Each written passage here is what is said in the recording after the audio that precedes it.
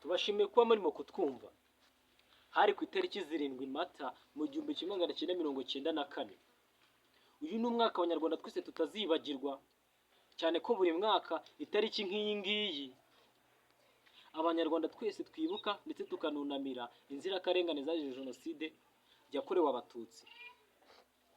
Ubu tuvugana imyaka 30 irashize umuryango wa FPR Inkotanyi uhagaritse jenoside.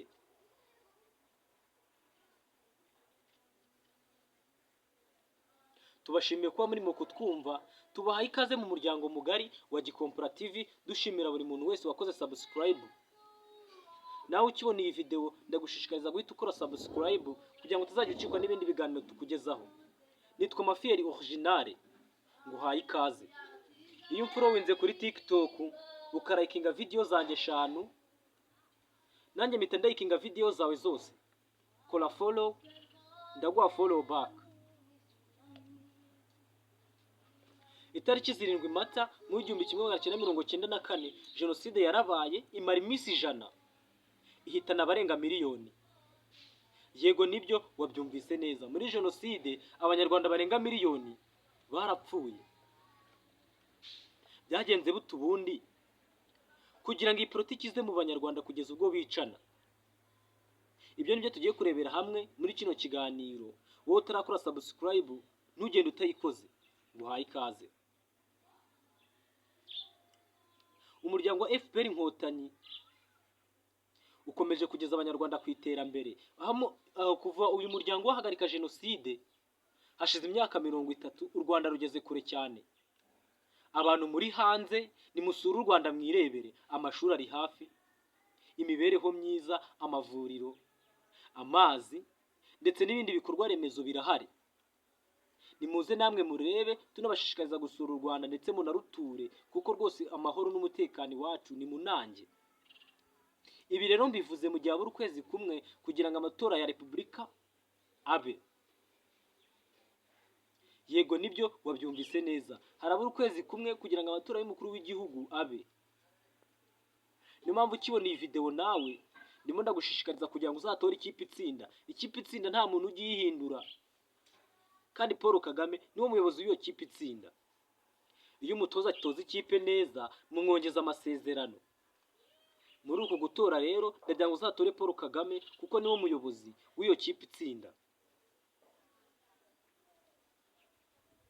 Amashuri, amavuriro, imibereho myiza irahari. Ubu ngubu nta munyarwanda ukigenda yikandagira kuko imihanda yacu irimo amatara, iramurikiwe. Ibikorwa byacu ni munange, ubutabera mu Rwanda ndetse n'ibindi bitandukanye.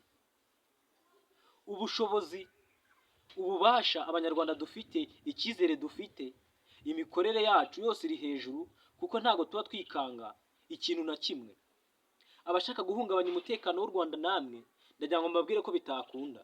Urushanye nawo mwana imbabazi abashaka kumurya. Abantu mutubwira ngo igihugu cyanyu ngo ni kibi, ngo mwitora ngo Paul Kagame, tuzamutora, twongere tumutore, n'ibikubazo uzajye muri digue cyangwa wimanike mu mugozi, ibyo birakureba. Gusa twebwe icyo tureba nejo hazaza hacu.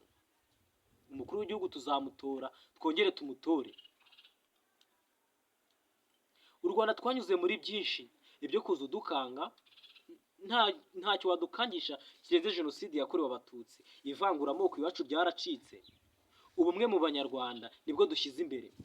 Iwacu umugore yahawe agaciro ku rwego ruhambaye. Ndagushimiye nkubwira ngo hano dusoreje ikiganiro cy'uyu munsi. Nitwa Mafieri Original, ntuzacikwe n'ikiganiro cy'ubutaha. Murakoze. Genocide rero mbere yuko ngenda reka manze mbasobanurireho gake. Hari abantu mutazi genocide icyo ari cyo. Genocide ni ubwicanyi bukorerwa abaturage b'inzirakarengane binyuze mu muryango ukomokamo, sosiyete, igihugu, uruhu ndetse n'ibindi, bagamije kubica bakabamaraho. Genocide is a mass killing of innocent people based on ethnics, religious, race, family, society, others for the purpose to wipe them out mu ndimi z'amahanga. Ndabashimiye, ntibibagirwe kunyura udakoze subscribe. Murakoze.